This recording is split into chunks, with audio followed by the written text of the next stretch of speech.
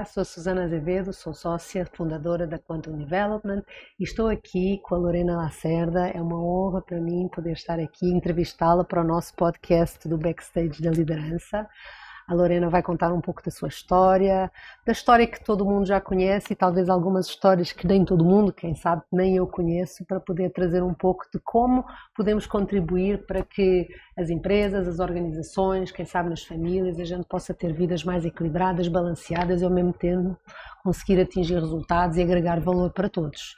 Então, Lorena, bem-vinda, é um prazer, uma honra te ter aqui. Nós nos conhecemos há já alguns anos. Começou assim de uma forma meio aleatória e já passámos por algumas coisas juntas. Bem-vinda. Obrigada, querida. Um prazer estar aqui. Feliz por vocês. Parabéns para a Quantum por essa iniciativa maravilhosa desse podcast. Que seja sempre um sucesso e possa agregar para muitas pessoas que querem aprender, né? Acho que a gente se conhece já há quase 20 anos, Su. Não, acho que não tanto. É quase isso, porque foi numa conferência da Federação de Coaches dos Estados Unidos. Não, muito antes disso. Foi? É? Não. Tá bom. Mas enfim, parece muito tempo, parece, né? Parece a gente já passou por no século passado, literalmente. Vamos lá para essa conversa gostosa. Mas me conta lá um pouquinho. Conta um pouquinho da criança que a Lorena era. Nossa Senhora, eu mudei, né? Alguma memória especial? Bom, eu sempre fui uma criança empreendedora e eu me lembro realmente, assim, da minha infância, desses momentos em que minhas irmãs queriam brincar. Nós somos 4 irmãs, né? E 2 irmãos. E que minhas irmãs queriam brincar de boneca, né?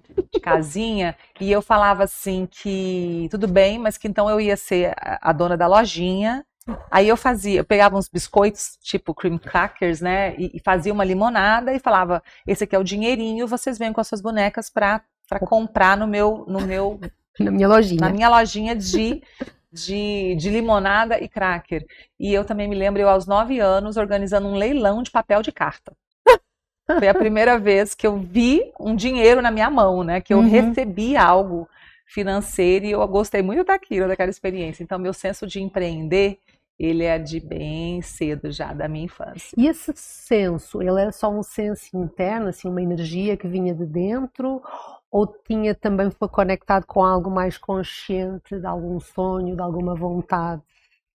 Vinha de dentro. Vinha de dentro. Não tinha, era muito natural pensar e um modelo mental de empreendedora sempre esteve presente em mim toda a minha vida. E na tua família já tinha mais pessoas com essa veia empreendedora? Poucas pessoas. A minha avó paterna, que é quem eu acredito que eu tenho uma grande referência, não consciente, mas inconsciente, ela sim, ela já foi dona de pensão, ela já vendeu roupa, ela se virava para criar os filhos. Tu és mineira, não é? De origem, mineira. De sangue, e essa né? minha avó, ela era libanesa. Né? Ela veio para o Brasil aos 2 anos de idade.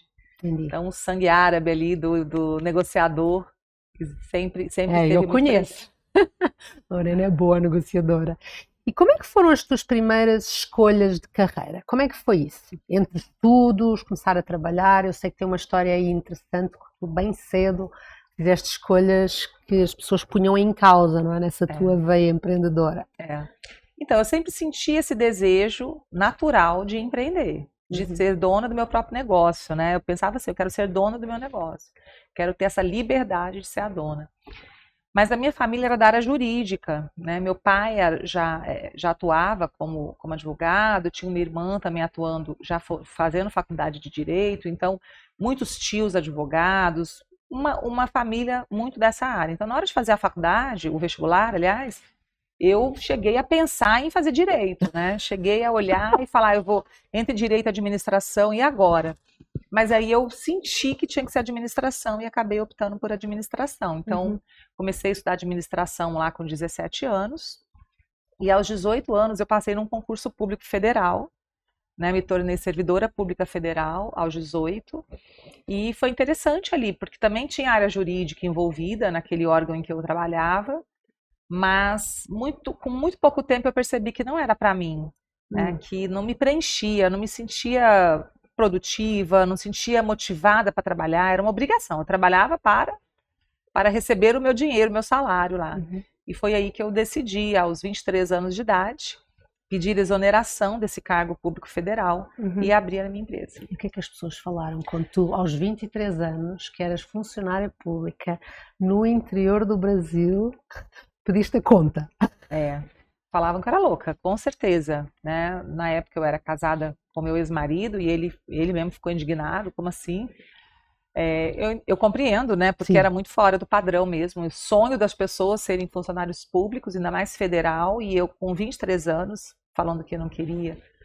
E eu respondi usando o Ney Matogrosso, né? Mais louco é quem me diz que não é feliz. E com a cara e com a coragem eu fiz essa transição e não tem um dia que eu tenha me arrependido dela. Então, foi uma decisão maravilhosa. E como é que foi essa primeira decisão de escolher qual o ramo, como é que tipo de empresa, o que é que eu vou fazer? Como é que foi isso? Foi uma escolha aleatória, jogaste para cima e calhou? Como foi essa escolha de assim, putz, vou para esse lugar? Não foi aleatório. Eu dentro da faculdade de administração, eu me identifiquei muito com a disciplina de recursos humanos. Eu sempre gostei muito das disciplinas de planejamento estratégico, de estruturação organizacional, né? Arquitetura organizacional e as disciplinas de recursos humanos. E eu fiquei muito empolgada mesmo, tanto que o meu trabalho de conclusão de curso foi em cima de novas tendências de recursos humanos, isso há quantos anos atrás, né? Há quase 30 anos atrás. E aí eu fui pesquisar grandes empresas no Brasil na época, Natura, dentre outras, quais eram as práticas de RH mais avançadas que elas estavam implementando. E foi ali a primeira vez que eu ouvi sobre coaching. Foi lá no meu trabalho de conclusão de curso da minha faculdade. E aí eu fiquei muito entusiasmada, muito comprometida em aprender mais sobre aquilo. E já na faculdade eu já atuava, né, no serviço público e eu comecei a implementar ações, porque eu era gestora administrativa já no órgão que eu atuava. Já tinhas equipe, não? Eu já tinha equipe, então eu já comecei a implementar lá e os meus colegas da faculdade, que alguns eram filhos de empresários, me pediram também para já começar a fazer consultoria, ajudá-los a implementarem, porque eles viam o quanto eu estava dedicada a estudar, lia muitos livros de RH e tudo mais, de psicologia organizacional. Então, quando eu fui terminando a faculdade, eu me formei com 22, eu já comecei a falar assim, eu quero atuar com RH. Então, eu já comecei a fazer alguns trabalhos de RH mesmo antes de abrir a empresa. E aí eu fui pesquisando, falei, bom, como é que eu posso fazer mais disso, né? Será que eu não posso ser uma consultora de RH? Não posso ter uma consultoria de RH? E foi aí que veio a decisão. E eu me lembro que eu conversei na época com o meu professor de recursos humanos, compartilhando com ele que eu estava pensando em montar uma consultoria de RH, né? O que ele achava? Ele, mas já tem tantas consultorias. Isso lá em Cuiabá. Isso lá em Cuiabá. Já tem tantas consultorias, porque eu fui aos 10 anos para Cuiabá com a minha família, né? E eu respondi ao professor assim, eu falei, sim, mas nenhuma delas eu que criei, eu que fundei, não tem meu jeito, a minha cara. Claro. Né?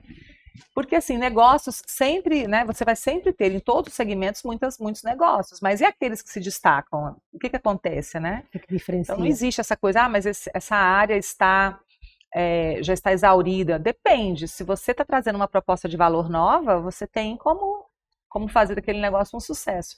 Foi assim que eu comecei a consultoria de RH. E conta-me um pouquinho sobre quais foram os principais desafios nessa construção, que tinha um processo de gestão, tinha uma parte de liderança, com equipe, com clientes. Quais foram os principais desafios nesse início? Bom, eu fazia praticamente tudo dentro da consultoria. Eu chamei uma amiga para ser minha sócia na época, que foi ótimo, porque ela era uma pessoa maravilhosa, é uma pessoa maravilhosa, e a gente fez uma parceria muito legal, de muita confiança. Ela ficou minha sócia há poucos anos, ficou 1 ano só como sócia, depois eu segui sozinha. E eu me alinhei, né, fiz parcerias com 2 consultoras fantásticas, profissionais muito competentes da área de RH. O desafio para mim era que era tudo muito novo, né? E eu estava ali no papel de operação, que eu era uma consultora, de líder de uma equipe de empresário. Então, eu estava com 3 chapéus ao mesmo tempo. E ainda engravidei da minha filha mais velha, com 23 anos. Então, no começo da empresa, eu já estava grávida. Tinha pedido exoneração do cargo público. Então, tinha aquela preocupação, isso aqui tem que dar dinheiro, porque, né?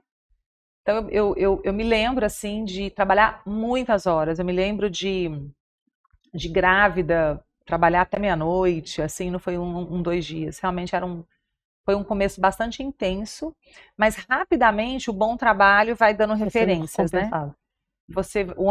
Uma empresa recomenda a outra, que recomenda a outra, e rapidamente eu consegui criar um portfólio de clientes bem legal.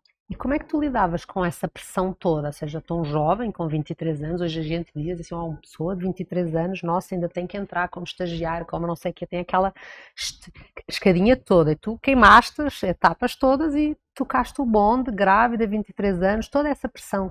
Como é que tu lidavas com essa pressão? De uma maneira muito racional. Engolia, não pensava nisso, e usava a minha mente para pensar em ações, em o que fazer. Era sempre o que fazer, qual é o próximo passo, qual é o plano, né? Eu olhava pouco para as minhas emoções, não dava muita atenção para isso, e sempre pensando no futuro, nos projetos, e de uma certa forma negligenciei, né, a minha vida pessoal, o tempo que eu gostaria de ter dedicado, claro, para criar as minhas filhas, né? Porque 5 anos depois eu engravidei novamente também, já com a empresa mais estruturada, com muito mais desafios. Mas sempre assim, sempre olhando para o trabalho como prioridade. Né? Era a forma como eu sabia fazer. E acho que hoje tem muitos jovens também empreendendo, né? Começando a carreira empreendendo, mas eu acho que eles começam diferente hoje. Acho que esses jovens, eles buscam empreender justamente porque eles acreditam que terão mais qualidade de vida se eles forem empreendedores, o que é possível, mas exige uma série de habilidades aí que não são assim tão simples de se desenvolver. Mas naquela época não, naquela época geração X, o negócio era trabalhar. Eu sou da mesma geração. E nessa tua transição até chegares hoje, eu acho que é importante depois falarmos desse teu antes e desse teu hoje, porque houve algumas transições, não é? Qual foi a tua maior dor nessa transição, nessa carreira, não a transição, ao longo desta tua carreira, qual foi a maior dor que tu tiveste? Eu sinto que quando você cria relações, né, com as pessoas, de parceria, de sociedade, relações profissionais, e essas relações, e você se frustra com essas relações, é muito difícil. Então, assim, eu sou uma pessoa muito leal, e eu crio relações, assim, muito próximas, né, e de muita lealdade, parceria com as pessoas. Então, quando acontece alguma coisa que eu não esperava, enfim, nessas relações isso realmente me doeu demais, e eu percebo que eu aprendi, graças a Deus, nos últimos anos, a contextualizar isso, né? A entender o processo de cada um e as escolhas que as pessoas fazem, mas eu passei por dores de separações de sociedade, de parcerias que eu contava e que tiveram atitudes que eu não considerei legais na época e que a gente encerrou de maneira difícil. Foram, assim, as dores nas relações com as pessoas, porque liderar é ter a capacidade de criar conexões fortes com as pessoas, mas também de tomar decisões difíceis, né? E de lidar com as frustrações das relações que não evoluem da maneira como a gente desejava. Então, eu entendo que a maior dor para mim foi lidar com essas frustrações nas relações profissionais e aprender hoje a estar num lugar diferente nesses contextos. Se a gente pensar que podem estar nos escutando agora pessoas jovens ou mais velhos, empreendedores que estão nos seus negócios, têm as suas equipes, isso tudo, qual seria o aprendizado, a dica ou o caminho, possibilidade que tu partilharias com eles ou com elas relativamente a esse processo? Porque quando eu sou empreendedor, e acho que é uma força tua, é criar esse leque de parcerias para poder alavancar o teu negócio, não é?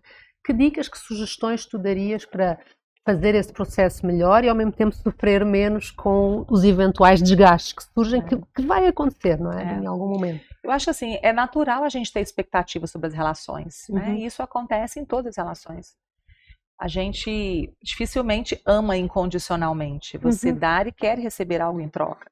Isso pode ser em relação, se você é um colaborador numa empresa, em relação a como você quer ser tratado por aquela empresa.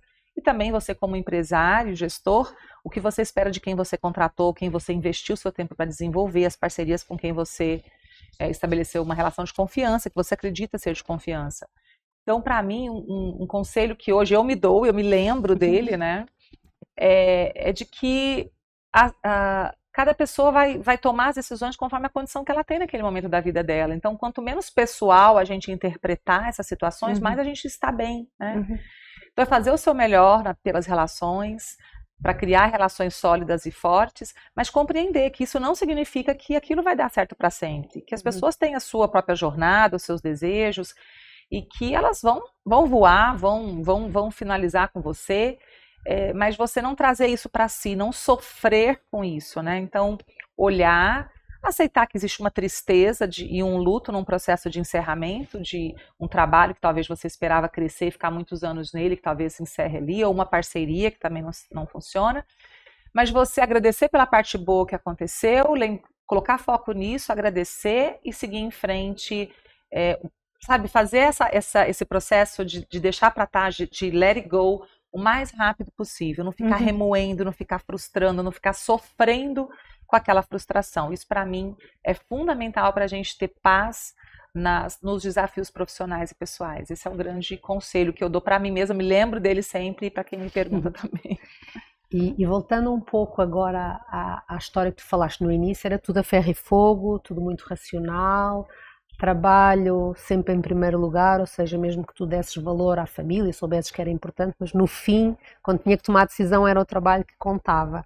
Me fala um pouquinho sobre como é que foi essa transição, essa evolução da Lorena lá mais forte, que estava sempre dando tudo até à meia-noite, e a Lorena de hoje que entrega resultado de uma forma diferente, mais equilibrada. Como é que foi a transição e o que é que tu aprendeste e o que é que tu dirias às pessoas que gostariam de fazer essa transição? Porque às vezes as pessoas acreditam que não é possível fazer essa transição, principalmente em empresa familiar, não é? Sim, é verdade. Bom, eu vejo assim, no meu caso eu precisei de uma grande dor, né?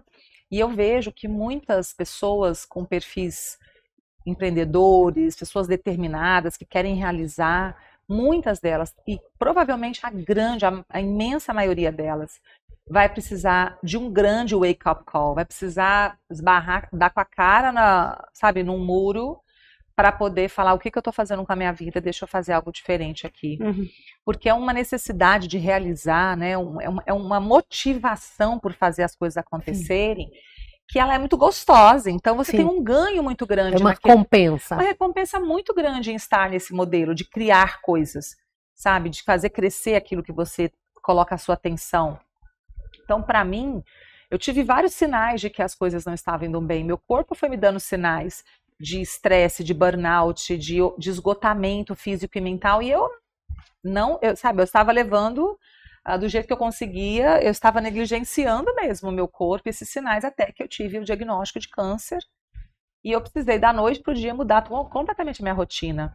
Então, para quem achava que se ficasse uma semana desligada, desconectada da empresa, isso traria um impacto enorme para os negócios, imagina entrar em tratamento de câncer imediatamente, né? Então, todo um tratamento pesado que afetou com certeza o meu corpo, que eu precisei, não tinha como eu não me afastar, e ao mesmo tempo eu fui percebendo que eu tinha toda uma estrutura, uma equipe com capacidade, competência para fazer acontecer com muito menos presença minha física, e de lá para cá, mesmo depois de ter tido um novo diagnóstico, ter lidado de novo com o tratamento, eu aprendi a abrir mão do controle, a confiar. Eu sou uma pessoa 100% diferente? Não, eu acho que eu sou 90% diferente, 80%, depende do momento também. Mas o que eu realmente sou diferente é a minha capacidade de perceber o que está acontecendo comigo. Então, eu já não negligencio mais nada que aconteça. Então, se eu tenho uma sensação acontecendo no meu corpo, eu paro e olho para ela. Será que eu estou de novo botando uma velocidade acima do que eu posso, do que eu desejo, do que eu preciso? Então, deixa eu dar uma quietada aqui. Então, hoje eu tenho essa capacidade de prestar atenção e de fazer ajustes de rota o tempo inteiro. Não preciso mais de nenhum diagnóstico para que isso aconteça, né? Então, para mim, foi assim que eu fiz a mudança. Agora, precisa ser assim para as pessoas? Não precisa. Eu falo muito isso, você sabe, como minha amiga, que eu ocupo um bom tempo da minha vida fazendo um convite para as pessoas olharem para si, fazerem escolhas mais saudáveis para a sua vida, enquanto elas têm saúde, não esperarem isso, né, um problema de acontecer.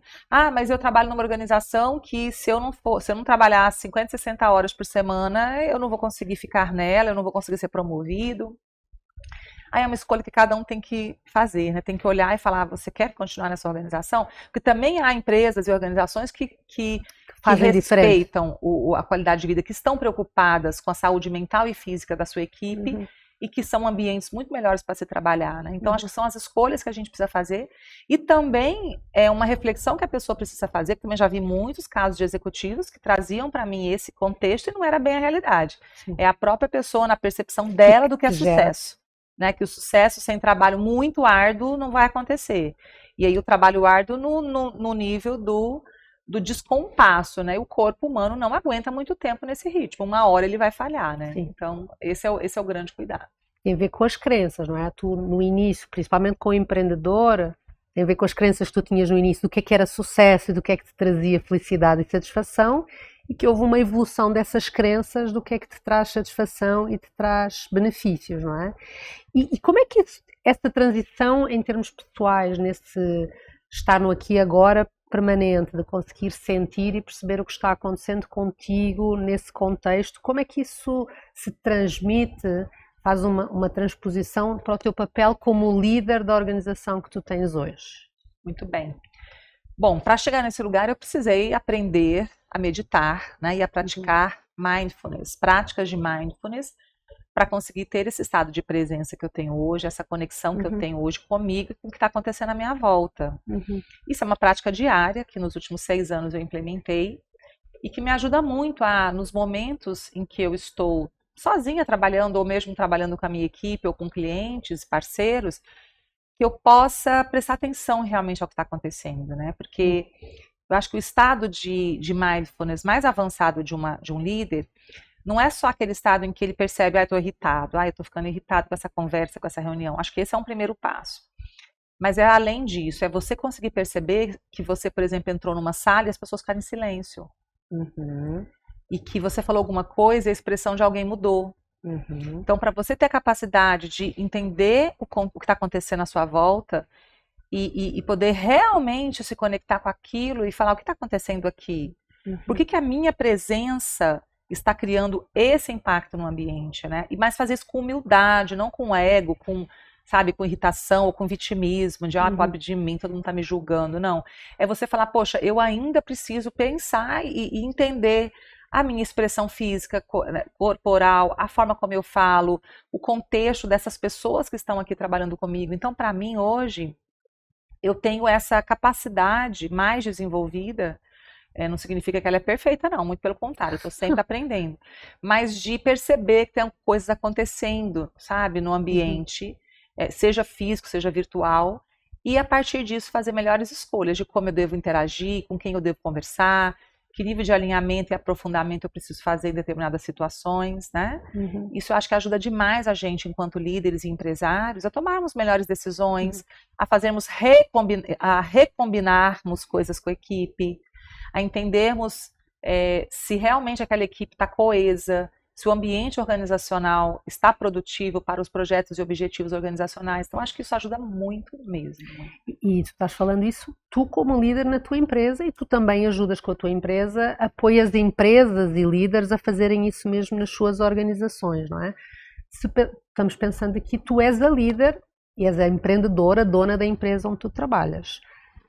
Qual é o paralelo que existe a ser líder e as diferenças entre ser líder e ser o empreendedor, dono da empresa, e ser líder executivo numa empresa, uma organização por terceiros? Onde é que tu vês que isso também pode ajudar, não sendo só empreendedor, mas ser também executivo numa empresa para a qual eu não sou a dona? Bom, eu sinto, né, que combinar o papel de ser a líder e também ser a dona da empresa não é simples. Não. Porque a gente fala que liderança é a inspiração das pessoas, né? Ter essa capacidade de inspirar as pessoas para que elas tragam o melhor que elas têm a favor da organização e dos objetivos coletivos. Então, de uma certa forma, um excelente líder é alguém com quem a gente gosta de trabalhar, a gente tem prazer, porque a gente encontra ali um lugar de confiança, um lugar de força, um lugar de clareza. Então, se eu tenho um líder que eu admiro, eu quero estar com ele, porque eu sei que ele vai me mostrar caminhos, que eu sei que ele vai me ajudar a aprender mais sobre mim, sobre aquilo que eu quero. Então, acaba sendo uma relação muito gostosa, né? E quando você está no papel de dono da empresa, você precisa rentabilizar aquele negócio para justificar o seu risco, justificar o seu esforço. Então, você vai ter que tomar decisões muito difíceis e que muitas vezes vão desagradar muitas pessoas. Sim. Até você mesmo vai ficar desagradado com aquela decisão, mas você não tem outra alternativa, né? Você não consegue encontrar outra alternativa a não ser aquela. Então, você vai ter que falar muito não, vai precisar fazer troca de pessoas, enfim, uma série de situações que podem fazer com que aquela equipe que é liderada por você não sinta toda a confiança que você gostaria que sentisse em você, porque ela sabe que você está nesses dois papéis. Uhum. Ao contrário, né? Ao passo que, não ao contrário, mas ao passo que, se você é líder numa organização que você não é dono, você tem menos autonomia para muitas decisões, com certeza. Mas também você consegue estabelecer uma relação de liderança e de confiança com mais facilidade com aquelas pessoas, porque aquelas pessoas sentem que você está junto com elas, do lado delas. Sim, tem a mesma relação contratual, em último caso, não é? Exatamente, e elas vão contar com você para que você consiga convencer, por exemplo, os acionistas ou conselheiros daquela organização em prol dos objetivos que elas têm. Então, acaba tendo uma relação de liderança mais facilmente estabelecida. Não significa que é fácil. Sim, claro. Porque também o líder de uma organização da qual não é dono vai ter que tomar decisões difíceis ou implementar decisões difíceis tomadas. Né? Isso também traz muita frustração, porque muitas vezes não é o que você deseja, e você talvez não tem a clareza e a visão que um dono, talvez, que está lá sentindo na pele aquela situação, tem para aquela decisão. Você tomaria outra decisão diferente. Então, acho que as duas situações trazem desafios, e eu acho que a questão é aprender a compreender a dinâmica humana, né? Não adianta. A gente, como líder, sendo ou não dono da empresa, a gente precisa entender de gente, de como as pessoas funcionam, para a gente saber como a gente pode se relacionar melhor com elas. Então, nesse teu papel de entender de gente, se hoje fosses falar tudo, tuas próprias palavras, quais são 2 ou 3 elementos que te caracterizam como líder, juntando a Lorena completa, a Lorena dona, a Lorena executiva, a Lorena que está lá junto com as pessoas, sofrendo e também comemorando? Quais são esses elementos da Lorena hoje, como líder, e que tu achas que estão contribuindo tanto para trazer maior satisfação e equilíbrio de um lado, e ao mesmo tempo também contribuem para a prosperidade do próprio negócio? Eu acredito que um fator seja a minha capacidade de criar conexão. Sim, né? De me preocupar com as pessoas, de querer escutar o que está acontecendo, de querer ajudar, de genuinamente me interessar pelas pessoas, né? E de querer ver as pessoas bem. Então, eu realmente faço tudo que eu posso para encontrar esse equilíbrio entre o foco nos resultados e o foco nas pessoas. Então, para mim, isso é um ponto-chave, esse meu interesse genuíno em encontrar caminhos para todos. Acho que esse é um ponto, né? E o outro ponto que me caracteriza também muito é esse direcionamento que eu tenho capacidade de fazer, essa minha capacidade de estar à frente das diversas estratégias e ações, entendendo onde é que eu tenho na equipe os talentos necessários para todos os projetos que estão acontecendo, como é que eu posso melhor potencializar esses talentos dentro da empresa para que as coisas aconteçam. Essa minha capacidade mesmo de dar essa direção para as pessoas, de mostrar o caminho, de mostrar e também trazer essa pessoa para que ela reconheça os caminhos e também mostre os caminhos. Eu acho que essa é uma orquestração aí, não é? Eu tenho essa capacidade de orquestrar as coisas que sempre foi muito novinha. Isso não mudou, isso já vem desde o tempo lá das casinhas, das bolachinhas. De organizar as festas de família, de organizar viagens de família. Sempre estive à frente de projetos. Sempre gostei de fazer isso, nunca foi uma coisa pesada para mim, né? Sempre gostei de estar à frente. Né? Então, acho que são essas 2 características-chave que eu tenho. Legal. E o que é que tu mais te orgulhas na tua carreira toda, nesse teu processo? 1 ou 2 elementos. Eu acho que eu me orgulho de ter construído o que eu construí de forma completamente idônea, com base nos meus princípios e valores, poder dormir. É possível fazer isso. Colocar minha cabeça no travesseiro e estar em paz, porque eu sei que tudo que eu fiz está dentro da ética, da moral. Acho que isso é uma coisa que eu me orgulho. E me orgulho do impacto, né, que a minha empresa já deixou, tanto nas pessoas que trabalhavam ou que trabalham nela, com ela, como nas empresas que a gente já atendeu e atende, de olhar para trás e ver as vidas transformadas, os líderes desenvolvidos, as empresas melhoradas, com melhor performance. Então é muito legal você olhar e perceber que você teve um impacto relevante, né? Qual é o caminho que tu enxergas pela frente? Eu sei que tu nunca paras, estás sempre olhando, não é? Essa menininha que continua dentro aí. O que é que tu enxergas pela frente, Lorena? Eu me motivei muito por essa experiência de dor que eu passei, a olhar para mim de uma outra forma e olhar para os outros de uma outra forma. Isso também mudou minha forma de liderar, né? Me transformou, com certeza, numa liderança mais amorosa, digamos assim. E eu sinto, assim, um convite para ajudar líderes empresariais a também olharem com um olhar de mais amorosidade, generosidade, compaixão, com base nos princípios da espiritualidade, olharem para os seus negócios dessa forma, desenvolvendo um modelo aí de liderança com inteligência espiritual, né? Então eu me sinto muito motivada para ajudar as pessoas nesse seu processo também de transformação e as organizações nesse seu processo de transformação de cultura para um novo modelo organizacional, um modelo de liderança consciente que impacta para um mundo melhor para todos, né? Eu acredito nisso. Talvez alguns pensem, que ingenuidade, né? O mundo dos negócios é o que é. Isso. O que é que tu dirias a essas pessoas assim, não tem tempo para essas balelas. O que é que tu dirias como dona de uma empresa? Quantas pessoas tu tens sob a tua Hoje, gestão? mais ou menos, nós somos uns 40 colaboradores e consultores parceiros, né? Olha, eu sinceramente, Suzana, eu não acreditava nisso um tempo atrás e hoje eu vejo tudo muito diferente. Acho que a pandemia intensificou esse processo, as pessoas perderam muitas pessoas, né? E sempre que a gente está diante da morte, seja através das doenças que a gente tem que enfrentar, Nossas ou dos outros, a gente ressignifica muita coisa, ou pelo menos é convidado a ressignificar. E eu entendo que o mundo, de uma certa forma, ressignificou. Não no nível que a gente gostaria, sim, mas a gente percebe os movimentos. Está na transição. Né? As pessoas olhando para suas vidas. E se a gente para olhar os índices de burnout, de problemas de saúde mental nas empresas, as pessoas com crises de ansiedade, de pânico, jovens com depressão se matando, não está certo isso, né? Então, sim, eu entendo que existe toda uma oportunidade para quem tem essa clareza, para quem tem essa vontade de contribuir para esse novo mundo, toda uma oportunidade da gente ser contributivo e a gente fazer da nossa experiência de liderança um exemplo daquilo que a gente quer ver. Então, claro que tem desafios, sempre que você está à frente de uma nova tendência, é óbvio que você está abrindo portas, que você vai ser criticado. Você vai ser criticado, vai ter muito ceticismo, mas faz parte. Eu acho que estar na vanguarda sempre vai ser desafiador, isso sempre fez parte do meu jeito de ser.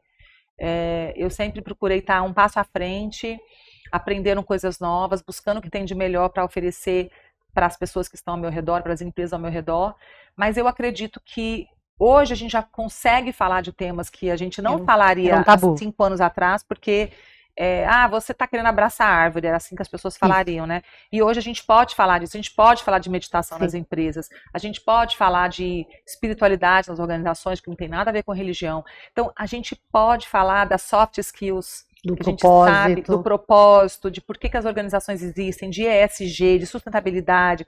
A gente pode falar disso no agronegócio e em qualquer lugar, né? Então, porque no agro, né, as pessoas acham que o agro não está aberto para isso, e não é verdade. O agro também está aberto. Uma conversa de cada vez. Não é?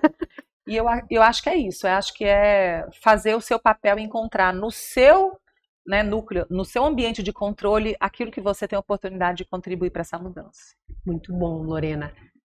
Tens 1 minuto. Que chamado tu gostarias de fazer a quem nos está escutando sobre liderança neste mundo que está em transformação para um mundo que a gente não sabe para onde é que vai ser, mas está evoluindo? Vou fazer um convite, então, olhando diretamente aqui para a câmera, para você que está me vendo e me ouvindo, e a Suzana também, que você comece por você, né? Não tem, é a velha e conhecida regra do avião, você colocar primeiro oxigênio em você, depois colocar na criança ou na pessoa que está com você. Então, se você se abastece como líder, se você cuida de si, com amorosidade consigo mesmo, com com a compreensão das suas necessidades e dos sinais, você vai conseguir ter muito mais energia, muito mais saúde, para ter um impacto positivo. Então, cuide de você, da sua saúde física e mental, para que você possa ser um líder com energia, com abertura e com capacidade de se conectar com as pessoas, né? Então, vá atrás desse autoconhecimento, busque ajuda e não deixe que crenças limitantes sobre como as coisas são ou deveriam ser te impeçam de fazer essa jornada pessoal. Lembrando que o sucesso não é apenas onde você chega na sua carreira e os bens que você adquire, né? É a saúde que você tem, os relacionamentos que você estabelece e a prosperidade que você ganha com qualidade de vida. Então, esse é meu conselho. Obrigada, Lorena. Obrigada, minha Prazer. amiga querida. Estou muito feliz de ter tido aqui comigo. Espero que tenhas gostado. Eu gostei muito de te ouvir. Obrigada. Vocês que nos estão escutando, muito obrigado. Escutem a entrevista e vocês vão amar. Vejam também os próximos episódios. Obrigada.